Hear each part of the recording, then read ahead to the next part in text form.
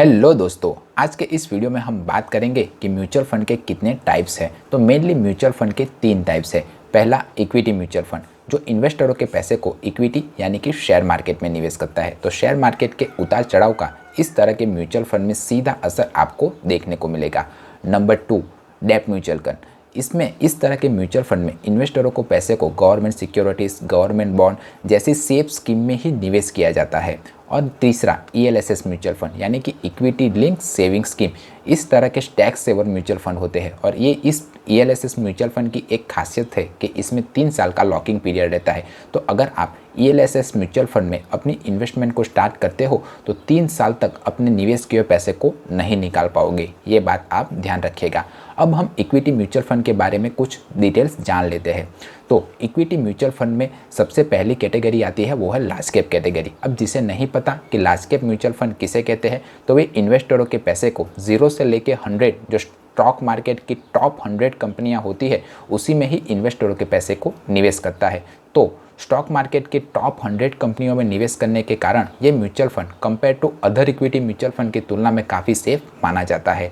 Number 2 है mid cap category mutual fund, जो इन्वेस्टरों के पैसे को 101 से लेके 250 के बीच में आने वाली शेयर मार्केट की कंपनियों में निवेश करता है। और number 3 small cap mutual fund, इस तरह के म्यूचुअल फंड में 250 के बाद की जो भी नई और इमर्जिंग कंपनियां होती है उसमें इन्वेस्टरों के पैसे को निवेश किया जाता है। अब नई और इमर्जिंग कंपनियों में निवेश करने के कारण ये स्मॉल कैप कैटेगरी के म्यूचुअल फंड सभी म्यूचुअल फंड की तुलना में बहुत ज़्यादा और अच्छा रिटर्न्स आपको लाकर दे सकते हैं।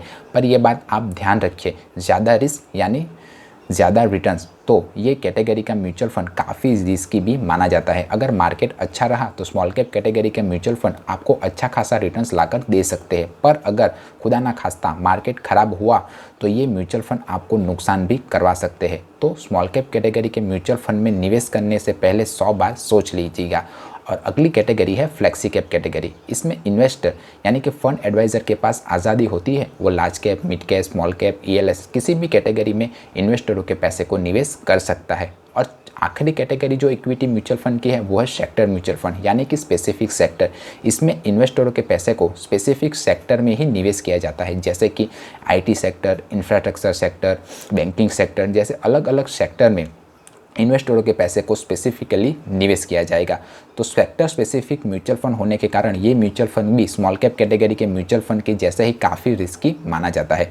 तो अगर आप म्यूचुअल फंड के थ्रू अपनी इन्वेस्टमेंट को स्टार्ट करना चाहते हो तो लॉन्ग टर्म के लिए ही इन्वेस्टमेंट स्टार्ट करेगा, और वो भी एसआईपी के थ्रू। लॉन्ग टर्म से मेरा मतलब है 5 साल या उससे ज़्यादा के लिए।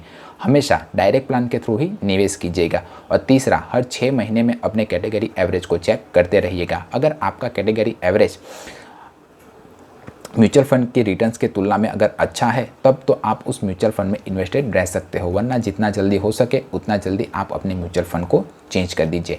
अगर ये मेरा वीडियो आपको इन्फॉर्मेटिव लगा हो तो इसे शेयर ज़रूर कीजिएगा और वीडियो को लाइक कर दीजिएगा। और वीडियो को ख़त्म होने के बाद जो नेक्स्ट वीडियो आएगा उसे भी आप ज़रूर देखिएगा, आपका नॉलेज ही इम्प्रूव होगा। मिलते हैं अगले वीडियो में। जय हिंद।